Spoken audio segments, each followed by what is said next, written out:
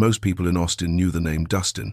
Young, sharp, the kind of wealthy that didn't need explaining. By the time he turned 30, he'd already built 3 companies that changed entire industries. His mansion sat high in the Westlake Hills, overlooking the city like a crown on a throne. But right now, standing in the marble hallway of his own home, Dustin Nathan was completely powerless. His 7-year-old son hadn't eaten in 21 days, not skipped a few meals, not picked at his food. 3 full weeks, nothing. The pediatric team from Del Seaton had tried everything. Psychiatrists flew in from Houston Memorial. Nutritionists arrived from New York with briefcases full of strategies and supplements. Every single one of them told Dustin the same thing in different words. Your son is shutting down. He's rejecting life itself. But none of them could tell him why. John Nathan, small for his age, with his mother's dark eyes and his father's sharp chin, had stopped speaking 2 months ago, stopped playing 3 weeks after that, and now he'd stopped eating entirely. The doctors called it trauma response, emotional withdrawal, selective mutism with severe depression. Before we begin, please click subscribe and hit that like button. Tell me where in the world you're watching from.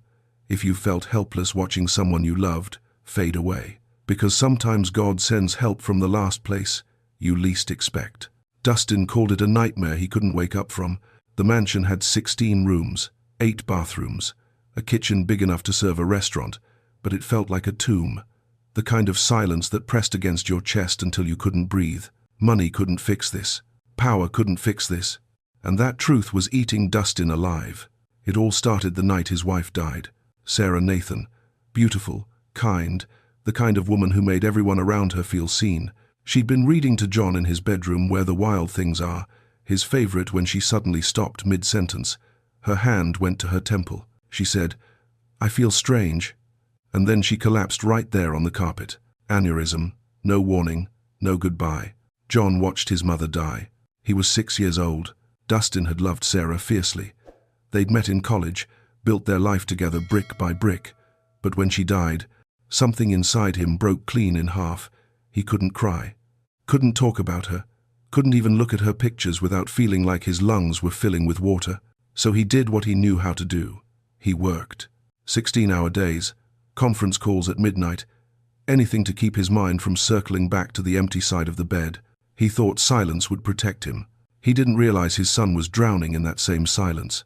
For months, John grew quieter, smaller. He stopped asking questions, stopped laughing at cartoons. His teachers at the private school on Exposition Boulevard sent notes home. John seems distant. John won't engage. Is everything okay at home? Dustin hired a grief counselor. The counselor said it would take time. Then one morning, John refused breakfast, then lunch, then dinner, then everything. By day 12, Dustin was frantic. By day 17, he was begging God for help. By day 21, he was standing in his kitchen at 3 in the morning, staring at untouched plates of food, wondering if he was about to lose the only person he had left in the world. That's when the agency called. "Mr. Nathan, we have someone available. She can start today." Dustin didn't care who she was. He just needed help. He had no idea that the woman walking through his door in a few hours would be the only person capable of reaching his son. And he definitely didn't know she carried a wound that matched John's so perfectly. It was like God had been planning this moment all along. Valerie arrived at 9 a.m. on a Tuesday. The gates of the Westlake Hills estate opened slowly, like the mouth of something that swallowed people whole. She sat in the back of the Uber, watching oak trees and iron fences slide past the window. The houses out here didn't look like houses, they looked like statements. Her driver whistled low. "You working here?" "Just for a few weeks," Valerie said quietly. "Must be nice." She didn't answer. Nice wasn't the word. Valerie was from East Austin, grew up near Springdale Road, back when that part of town still had corner stores where everybody knew your name. She worked 2 jobs, one cleaning offices downtown, another stocking shelves at the H-E-B on Riverside. Her grandmother lived with her in a 1-bedroom apartment off East 7th. Rent was late more often than not. When the agency called yesterday and said a family needed someone immediately, she'd said yes before hearing the details. Urgent distress, they'd said. High-profile client. Difficult situation. She didn't ask questions. She needed the money. But standing in front of the Nathan mansion now, she felt something cold slide down her spine. This place was full of grief. She could feel it before she even walked through the door. The front entrance was all white stone and glass. A man in a dark suit opened its security, she guessed. He looked her up and down like she might be smuggling something. "You're the new hire?" "Yes, sir." He stepped aside without warmth. The inside of the house was even colder than the outside. Everything gleamed. Everything looked untouched. It didn't feel like a home. It felt like a museum where someone had forgotten to turn on the lights. A tall man in his 50s appeared from a side hallway. Stiff posture, tight mouth. He introduced himself as Cliff, the house manager. "You'll be covering general duties," he said, not bothering with pleasantries. "Cleaning, organizing, kitchen support. Mrs. Reyes handles most of the cooking. You follow her lead." "Understood." "There are rules here." Cliff's voice dropped. "The West Wing is off limits. That's where the boys' room is. You don't go there. You don't speak to him unless Mr. Nathan gives you permission. Understood?" Valerie nodded slowly. Something about that rule felt wrong. A child locked away like a secret. "Mr. Nathan will speak with you briefly. Wait here." Cliff disappeared, leaving her standing alone in the foyer. A few minutes later, Dustin Nathan walked in. He looked nothing like the magazine photos. Those showed a man in sharp suits, confident smile, eyes that could sell you anything. The man in front of her now looked hollowed out, unshaven, exhausted. His shirt was wrinkled. His eyes were red. He barely looked at her. "If you can't handle emotional situations," he muttered, "you won't last long here." Valerie met his gaze calmly. "Sir," she said softly, "I've handled more than most." He paused, looked at her for the first time, really looked. Then he turned and walked away without another word. If you've ever felt invisible, like the world decided you didn't matter, then you know why this story exists. Subscribe if you believe the overlooked ones carry something the rest of us need. The first few hours passed in careful silence. Mrs. Reyes, the cook, showed Valerie around the kitchen. She was older, kind-faced, with hands that moved like they'd been preparing meals in this house for decades. She didn't talk much, but her eyes said plenty. "The boy?" Valerie asked quietly while washing vegetables at the sink. "How long has he been like this?" Mrs. Reyes glanced toward the hallway, then back at Valerie. "Since his mother passed. 8 months now. But the not eating?" She shook her head. 3 weeks tomorrow. "And his father?" "Loves him. I know he does. But Mr. Nathan, he doesn't know how to reach him anymore. Maybe he never did." Valerie nodded, drying her hands on a towel. She spent the afternoon dusting shelves in the library, folding linens in the laundry room, staying out of Cliff's sight as much as possible. But her mind kept drifting to the West Wing, to the boy locked behind that door. Around 6 that evening, she was wiping down the hallway near the staircase when she heard it. A sound, soft, broken, like someone trying very hard not to cry. She froze, cloth in hand. The sound was coming from behind a closed door at the end of the hall. The West Wing. Valerie looked around. No one else was nearby. Cliff had gone to his quarters. Mrs. Reyes was preparing dinner. Dustin was locked in his office downstairs, door shut. She shouldn't. She knew she shouldn't, but her feet carried her down the hallway anyway. She stopped outside the door. The crying was clearer now, small, choked sobs that made her chest ache. Valerie pressed her palm flat against the wood. Then, softly, she whispered, "Baby, whoever you are, you don't have to cry alone." The sobbing stopped. Complete silence. Then she heard tiny footsteps moving toward the door. Her heart pounded. The door cracked open. Just a few inches. Just enough for her to see one small eye staring back at her through the gap. Brown, wet, terrified. Valerie smiled gently. "Hi there." The door slammed shut. But something had shifted. She felt it in the air. That was the first sign of life John Edwin Nathan had shown in weeks. 20 minutes later, Cliff found her in the hallway. "What were you doing up here?" "Dusting," Valerie said calmly. "This area was dusted yesterday." She didn't flinch. "Then I was checking it." Cliff stepped closer, voice low and cold. "You spoke to the boy." "I heard crying. I responded like a human being. You were given clear instructions. A child is suffering. That's not your concern." Valerie held his gaze. "Then whose concern is it?" Before Cliff could respond, Dustin's voice cut through the hallway. "What's going on?" He stood at the top of the stairs, eyes sharp despite his exhaustion. Cliff straightened. "Sir, she violated protocol. She approached your son's room without permission." Dustin turned to Valerie. His jaw was tight. "You were told to stay away from that area." "Yes, sir." "Then why didn't you?" Valerie met his eyes without apology. "Your son was crying. Someone needed to let him know he wasn't alone. That's what the doctors are for." The words came out before she could stop them. "Then why isn't he eating?" The hallway went silent. Dustin stared at her. His mouth opened, then closed. He had no answer. For a long moment, no one moved. Then Dustin turned and walked back down the stairs without another word. Cliff leaned in close to Valerie, voice like ice. "You just made a very big mistake." But that night, after everyone had gone to bed, Valerie couldn't stop thinking about that one small eye staring back at her through the crack in the door. And the next morning, while making breakfast, she noticed something she hadn't seen before, taped to the refrigerator. Old, faded, a child's drawing. 3 figures drawn in crayon. A woman, a boy, and a man standing far away on the opposite side of the paper. The distance between them felt like miles. Valerie stared at it for a long time. Then she quietly asked Mrs. Reyes, were they close, the father and son? Before she passed? Mrs. Reyes didn't look up from chopping onions. Inseparable. John used to wait by the door every evening just to hear his father's car pull up. They'd play before dinner, read books together, laugh. And now? Now, Mrs. Reyes set down her knife. The father broke first, the son broke second. Valerie felt something twist inside her chest. She understood that kind of breaking. Valerie had been 7 years old when her baby brother drowned. His name was Marcus. He was 3. She was supposed to be watching him while their mother ran to the corner store for milk. It was summer in East Austin. Hot, the kind of heat that made the air shimmer. Marcus wanted to play in the kiddie pool in the backyard. Valerie said okay. She went inside for just a minute, 1 minute.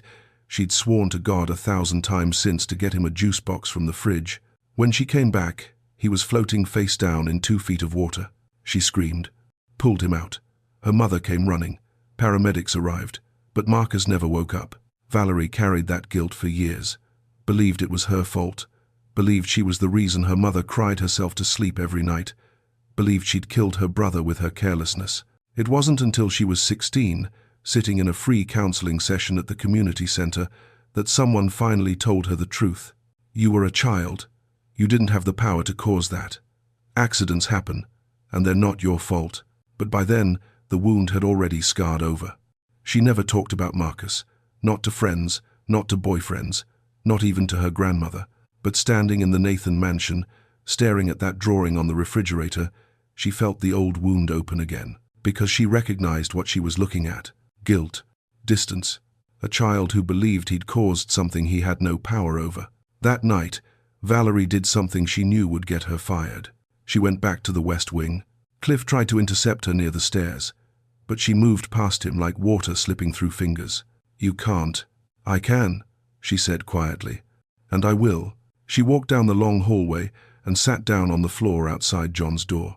She didn't knock, didn't call his name, didn't beg him to come out. She just sat there, breathing, letting him know she was present. 5 minutes passed, then 10, then 15. The house was silent except for the hum of the air conditioning and the distant sound of Dustin's voice on a phone call downstairs. Then, so quietly she almost missed it, a voice came from inside the room.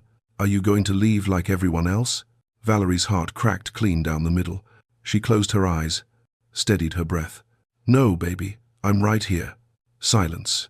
Then the sound of the lock turning. The door opened a few inches, and there he was. John Edwin Nathan, pale. So pale his skin looked almost grey. His eyes were sunken, ringed with dark circles. His lips were dry and cracked. He wore dinosaur pajamas that hung loose on his small frame. He looked like a ghost. But he was looking at her. Really looking. Valerie didn't move, didn't reach for him, didn't smile too wide or speak too loud. She just stayed where she was, sitting cross-legged on the floor, and let him see her. John's eyes moved over her face like he was searching for something, some reason not to trust her, some sign that she was like all the others. But Valerie had nothing to hide. After a long moment, she reached into her pocket and pulled out an apple slice she'd saved from the kitchen. She placed it gently on the floor between them, not pushing it toward him, not asking him to take it, just placing it there, like an offering. John stared at the apple slice. 1 minute passed, then another. Then, with a sudden sharp movement, he kicked it. The slice skidded across the hardwood and hit the wall. Valerie didn't react, didn't scold him, didn't look hurt or offended. She just picked up the apple slice, brushed it off, and set it on the floor beside her. "Okay, sweetheart," she said softly. "Not today." Then she stood and walked back down the hallway. Behind her, she heard the door close. But she also heard something else. The sound of John crying again. Not the broken, choking kind. The real kind. The kind that cleans wounds. Over the next 3 days, something shifted in the house. John started watching her. When she swept the floors in the morning, she'd catch a glimpse of him peeking through his doorway. When she hummed old gospel songs in the kitchen while helping Mrs. Reyes, she'd see a shadow at the top of the stairs. When she fixed a broken picture frame in the hallway outside his room, one that had a photo of Sarah Nathan holding baby John, she heard his breathing on the other side of the door. He was studying her, testing her, waiting to see if she'd disappear like everyone else. Valerie didn't push, didn't perform, didn't try to force connection. She just existed in his space, steady, calm, real, and slowly, inch by inch, John started to believe she might stay. On the morning of day 26, Dustin Nathan walked into the kitchen and stopped breathing. John was standing there, barefoot, shaking, holding Valerie's hand. Mrs. Reyes stood frozen by the stove, spatula in midair. Cliff stood in the doorway, eyes wide. Even the security guard who'd been passing through stopped cold. John looked so small, standing there in the massive kitchen. His pajama pants pooled around his ankles. His hand gripped Valerie's fingers like a lifeline, and in his other hand, a cracker, not eaten, not even close to his mouth, but held. Dustin's voice came out broken. "John? Buddy?" John turned toward his father. For a moment, Dustin thought his son might run to him, might say something, might finally break the silence that had been choking them both for months. But instead, John looked up at Valerie, then back at his father, and asked a question that shattered every person in that room. "Daddy, can I stay with her?" The words hung in the air like smoke. Dustin felt his knees weaken. "What? Can I stay with her?" John repeated, his voice barely a whisper. "I don't want her to leave." Dustin looked at Valerie. She stood there, calm as morning, hand gently holding his son's. "What did you do?" Dustin whispered. It wasn't an accusation, it was genuine confusion, desperation, a man trying to understand how a stranger had reached his son when armies of specialists couldn't. John answered before Valerie could. She listened. 2 words. That's all it took. Dustin's face crumpled. He pressed his hand over his mouth, eyes filling with tears he'd been holding back for 8 months. His shoulders shook. Mrs. Reyes turned away, wiping her eyes with her apron. Even Cliff looked away, jaw tight. Dustin crossed the kitchen in 3 long steps and dropped to his knees in front of his son. "John, buddy, I'm so sorry. I'm so sorry." John didn't move into his father's arms. Not yet. But he didn't pull away either. That was progress. That was hope. Later that afternoon, after John had returned to his room still holding the cracker, Dustin found Valerie folding towels in the laundry room. He stood in the doorway for a long time before speaking. "How did you do it?" Valerie kept folding. "I didn't do anything special. Everyone else failed. Doctors, therapists, people with decades of training." His voice cracked. "And you just walked in and reached him." She looked up at him then. "Mr. Nathan, those people tried to fix him. I just sat with him. What's the difference? Fixing requires solutions. Sitting just requires presence." Dustin stared at her. "You've done this before." It wasn't a question. Valerie folded the last towel and set it on the pile. "When I was a little girl, my baby brother drowned while I was watching him. I carried that guilt for years, thought I killed him, thought I deserved to suffer." Dustin went still. What changed? Someone finally told me the truth, that I was a child, that I didn't have the power to cause what happened. That guilt I was carrying wasn't mine to carry. She met his eyes. "Your son is carrying something that doesn't belong to him either, and until someone helps him put it down, he'll keep punishing himself." Dustin's throat worked. "What is he carrying?" "I don't know yet," Valerie said softly, "but he'll tell me when he's ready." That night, John ate 3 crackers and half a banana. It wasn't much, but it was everything. And for the first time in 26 days, Dustin Nathan went to bed believing his son might actually survive this. If someone in your life ever saved you just by staying, just by being present, When everyone else disappeared, you understand what's happening in this house. Subscribe if you know that kind of love is rare and worth protecting. The house felt different after that morning in the kitchen. Not lighter, exactly, but less suffocating. John still spent most of his time in his room, still barely spoke. But now, when Valerie walked past his door, it stayed open. When she hummed while working, she'd hear his footsteps moving closer to the sound. Small signs, fragile, but real. Dustin started coming home earlier. Not much, maybe an hour, sometimes 2, but enough that Mrs. Reyes noticed. Enough that Cliff stopped watching Valerie like she was a threat and started watching her like she was a miracle he didn't understand. 3 days after the kitchen moment, John ate scrambled eggs. 4 days after, he drank a full glass of orange juice. By day 30, he was taking small bites of toast with butter. The doctors called it remarkable, a breakthrough. They wanted to schedule follow-up appointments, run assessments, document the progress. Dustin told them to wait. He didn't want anyone disrupting what was happening, because what was happening was something medicine couldn't measure. It was a Thursday afternoon when everything cracked wide open. Valerie was sitting on the floor outside John's room, reading a book out loud. Not a children's book, just a novel she'd brought from home. She wasn't even sure he was listening. But then his door opened fully for the first time. John stood there in a UT Longhorns t-shirt that was too big for him, holding a stuffed bear that looked older than he was. He stared at her for a long moment. Then he sat down on the floor across from her. Valerie kept reading. Didn't make a big deal out of it. Didn't call anyone. Just let him be there. After a few minutes, John's small voice interrupted her. "Do you think it's my fault?" Valerie looked up slowly. "Do I think what's your fault, baby?" John's eyes filled with tears. "That she died." The air left Valerie's lungs. She set the book down carefully. "Your mama?" He nodded, clutching the bear tighter. "Why would you think that?" John's face crumpled. The words came out in a rush, like he'd been holding them underwater and they finally broke the surface. "Because I was bad that night. I didn't want to go to bed. I yelled at her. I said mean things. And she looked so tired and she said, 'We'll talk tomorrow,' and then—" His voice broke, and then she fell down and she never woke up. Tears streamed down his cheeks. "I made her sick. I made her head hurt. I killed her." Valerie's heart shattered into 1,000 pieces. She moved slowly, giving him space to pull away if he needed to, and knelt in front of him. "John Edwin, look at me." He did. "Barely. You didn't kill your mama. You didn't make her sick.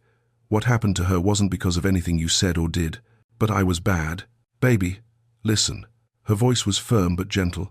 "When I was 7 years old, my little brother drowned in our backyard pool. I was supposed to be watching him. I went inside for 1 minute, just one, and when I came back, he was gone." John's eyes widened.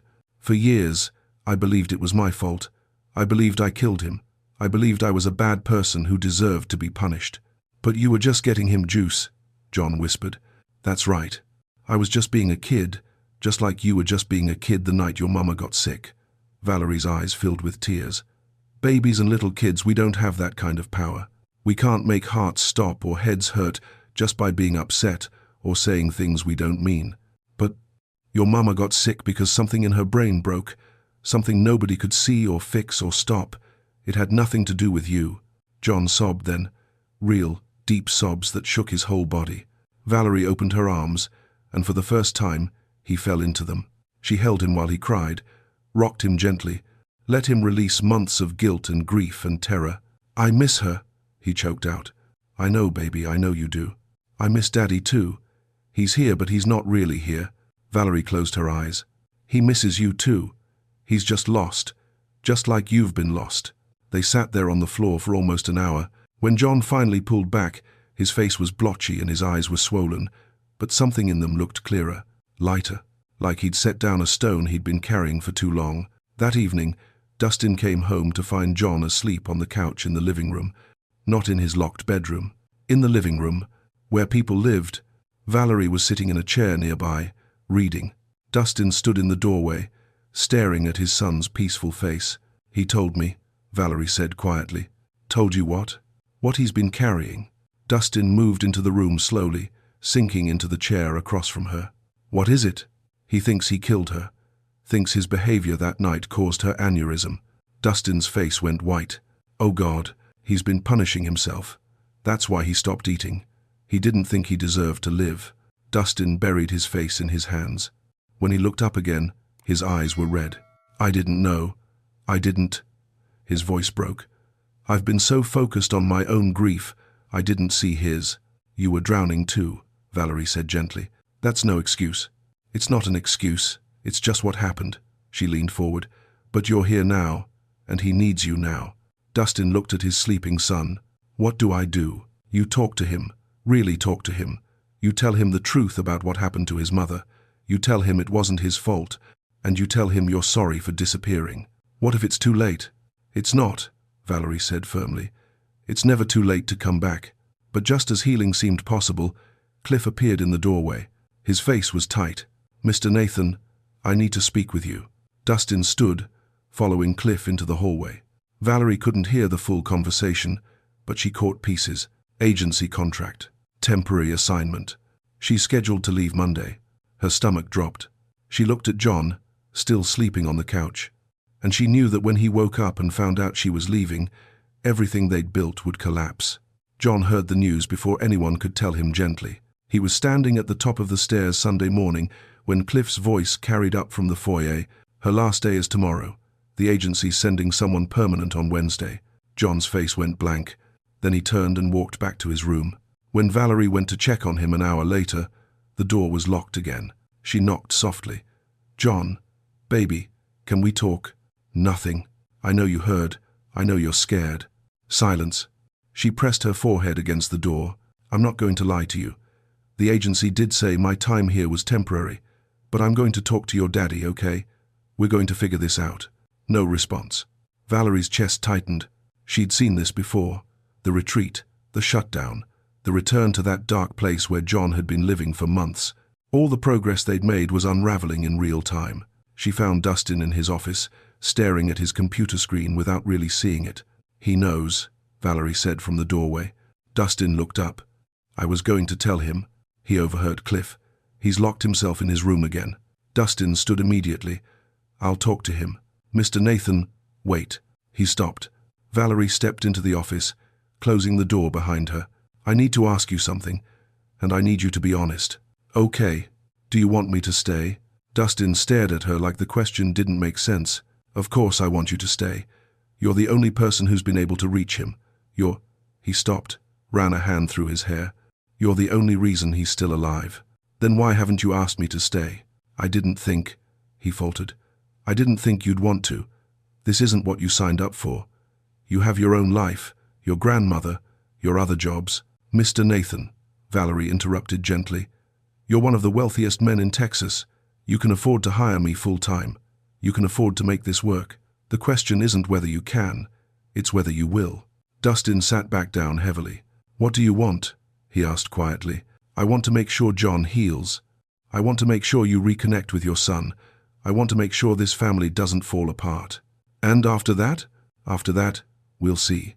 Dustin studied her face for a long moment. "You really care about him?" "I do." "Why?" Valerie thought about Marcus. About the years she'd spent believing she was a murderer. About the little boy upstairs who was living the same nightmare she'd survived. "Because I know what it's like to carry guilt that isn't yours. And I know what it's like when someone finally helps you put it down." Dustin's throat worked. "I'll double what the agency's paying you. Triple it. Whatever you need." "I don't want triple," Valerie said. "I want you to do the work too."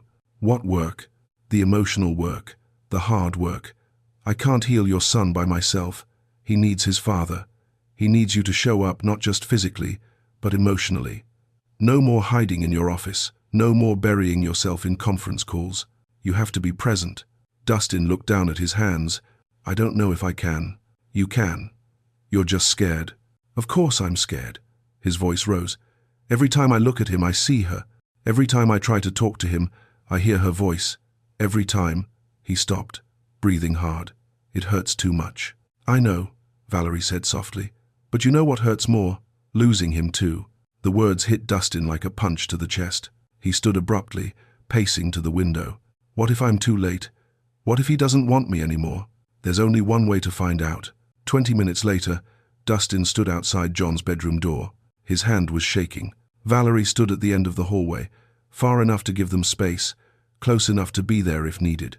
Dustin knocked gently. "John? Buddy? Can I come in?" No answer. "I know you're scared. I know you think Valerie's leaving." His voice cracked. "But I talked to her. She's staying. If she wants to stay, she's staying." Silence. "And I need to tell you something. Something I should have said months ago." He pressed his palm against the door. "I'm sorry. I'm so sorry. I disappeared on you. When Mom died, I didn't know how to handle it, so I ran away. Not physically, but emotionally. And I left you alone in your grief. I left you alone in your fear. And that was wrong." His breath hitched. "You are the most important person in my life. You are the only thing that matters, and I have been a terrible father since we lost her." The lock clicked. The door opened a few inches. John stood there, eyes red and swollen. "Do you blame me too?" he whispered. "What? For killing Mom? Do you blame me?" Dustin dropped to his knees so fast it hurt. "No. God, no. John, you didn't kill her. You couldn't have. What happened to Mom, it was something in her brain, something nobody could see or stop. It had nothing to do with you. But I yelled at her. Kids yell sometimes. That's normal. That's being a kid. It didn't cause what happened." Dustin's voice was fierce now. "You hear me? It was not your fault." John stared at his father. Then he asked the question that had been eating him alive. "Then why did she leave?" Dustin's face crumpled. "She didn't want to leave, buddy. She would have stayed forever if she could. But sometimes bodies break in ways we can't control, and when that happens, the people we love have to go, even though they don't want to. She didn't say goodbye. I know. She didn't get the chance. I don't remember the last thing I said to her. That's okay. She knew you loved her. She knew that every single day." John's chin trembled. "I'm scared, Daddy." "Of what?" "That you'll leave too." Dustin pulled his son into his arms for the first time in months. "I'm not going anywhere. I'm right here. I'm staying right here." John wrapped his thin arms around his father's neck and sobbed, and for the first time since Sarah died, Dustin let himself cry too. They stayed there in the doorway, father and son, holding each other, finally sharing the grief they'd been carrying alone. Valerie watched from down the hall, tears streaming down her face. This was the breakthrough. This was the beginning of healing. The next morning, John came downstairs for breakfast, on his own, without anyone asking. He walked into the kitchen where Mrs. Reyes was making pancakes, climbed onto a stool at the island, and said quietly, "Can I have one?" Mrs. Reyes's hand flew to her chest. "Of course, baby. Of course you can." She placed a pancake in front of him, small, with a little butter and syrup, nothing overwhelming. John picked up his fork, and he ate. Not the whole thing, but half. Then a few bites of scrambled eggs, then some strawberries. By the time Dustin walked in, still in his pajamas for the first time in months, John had eaten more in one sitting than he had in the previous week combined. Dustin stopped in the doorway, eyes wide. John looked up at him. "Morning, Daddy." Dustin's voice came out rough. "Morning, buddy." They stared at each other for a moment, both of them aware they'd crossed some invisible line last night, both of them unsure how to move forward, but willing to try. Valerie walked in carrying fresh towels and smiled at the scene. "You two look like you got some sleep." "First good sleep in months," Dustin admitted. John nodded, mouth full of pancake.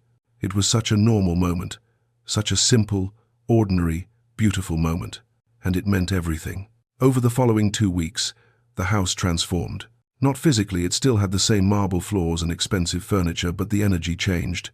The suffocating grief lifted just enough to let light back in. John started talking more, not constantly, but consistently. He told stories about school, about his friends, about things he remembered with his mother that didn't make him cry anymore. Dustin started leaving work at 5, sometimes 4. He'd come home and play board games with John at the kitchen table. They'd watch movies together on the couch. They'd take walks around the neighborhood in the evenings. Slowly, carefully, they rebuilt what grief had destroyed. And Valerie was there through all of it. Not as a maid, not even really as an employee anymore, as something else. Something none of them had words for yet. One evening, after John had gone to bed, Dustin found Valerie in the garden behind the house. She was sitting on a stone bench, looking up at the stars. "Mind if I join you? It's your garden, technically." He sat down beside her. "But it feels more like yours lately." Valerie smiled. "John and I planted herbs here last week. Basil, rosemary. He said his mom used to love fresh herbs. She did. They sat in comfortable silence for a moment. Then Dustin said quietly, "I don't know how to thank you. You don't need to." "Yes, I do. You saved my son's life. You saved mine too, probably." Valerie looked at him. "You did the hard part. You showed up. You let yourself be vulnerable. That's harder than anything I did. I couldn't have done it without you. Maybe. But you still did it." Dustin studied her face in the moonlight. "Can I ask you something?" "Sure." "Why did you stay? Really, it wasn't just the money. You could have taken the contract and left, but you stayed even when things got complicated." Valerie thought about Marcus again, about the years she'd spent wishing someone had stayed with her the way she stayed with John. "Because I know what it's like to need someone and have everyone leave. And I promised myself if I ever saw someone else going through that, I wouldn't be one of the people who walked away." Dustin's eyes filled with emotion. "You're remarkable. You know that?" Valerie laughed softly. "I'm just a woman from East Austin who knows how to sit still." "You're more than that." Something shifted in the air between them. Dustin reached over and gently took her hand. "I don't know what this is. I don't know what we're doing. But I know I don't want you to leave. Not next week. Not next month. Not—" He stopped, swallowed hard. "Not ever." Valerie's breath caught. "Mr. Nathan. Dustin. Please. Just Dustin." "Dustin," she corrected softly. "You're still grieving. You're still healing. We both are. I know. And I'm not asking for anything to happen right now. I'm just asking you to stay, to be part of this family, to help us figure out what comes next." Valerie looked down at their joined hands. "I'm already part of this family. I have been since the moment John held my hand in that kitchen." Dustin smiled a real smile, the first she'd seen from him. "Yeah, you have." Inside the house, John stood at his bedroom window, watching them in the garden. He saw his father smile. He saw Valerie smile back. And for the first time since his mother died, he felt something other than grief. He felt hope. 3 days later, John drew a new picture. He showed it to Valerie in the kitchen while she was helping Mrs. Reyes prepare lunch. "What do you think?" Valerie took the paper carefully. It showed 3 figures drawn in crayon. A man, a woman, a boy, all standing close together, all holding hands. No distance, no separation, just family. Valerie's eyes filled with tears. "I think it's perfect, baby." John smiled. "Can we put it on the fridge?" "Absolutely." She taped it up, right next to the old drawing, the one with Dustin standing far away. The contrast was striking. The old wound, the new healing, everything they'd survived, everything they'd become. 6 months later, the 3 of them stood at Sarah's grave in the cemetery off Highway 71. It was a clear Saturday morning, the kind Sarah would have loved: blue sky, warm sun, gentle breeze moving through the oak trees. John held a bouquet of wildflowers he'd picked himself. He walked up to the headstone and placed them carefully in the holder. "Hi, Mom," he said softly. "I brought you flowers, and I brought people I wanted you to meet."